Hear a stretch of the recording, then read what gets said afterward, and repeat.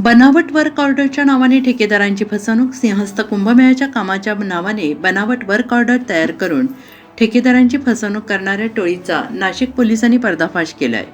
या प्रकरणात 4 जणांना ताब्यात घेण्यात आले असून तब्बल 400 ते 500 कोटी रुपयांचे बनावट टेंडर तयार केल्याची धक्कादायक माहिती समोर आली आहे.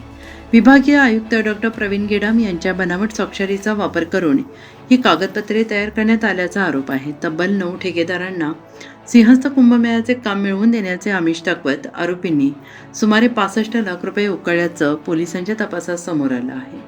मूळ वर्क ऑर्डरची कॉपी पेस्ट करून त्यामध्ये फेरफार करत बनावट कागदपत्रे तयार करण्यात आली. मात्र ठेकेदारांनी संबंधित प्राधिकरणाकडे कागदपत्रांची पडताळणी केल्यानंतर संपूर्ण फसवणुकीचा प्रकार उघडकीस आला. या प्रकरणात पोलिसांनी जामनेर येथून 3 तर धुळे परिसरातून आणखीन एका संशयिताला ताब्यात घेतलंय. आणि या टोळीने आणखीन किती जणांची फसवणूक केली आहे आणि या बनावट कागदपत्रांच्या मागे आणखीन कोणाचा सहभाग आहे याचा तपास नाशिक पोलीस करत आहेत. सत्यवार्ता मराठी न्यूज, नाशिक.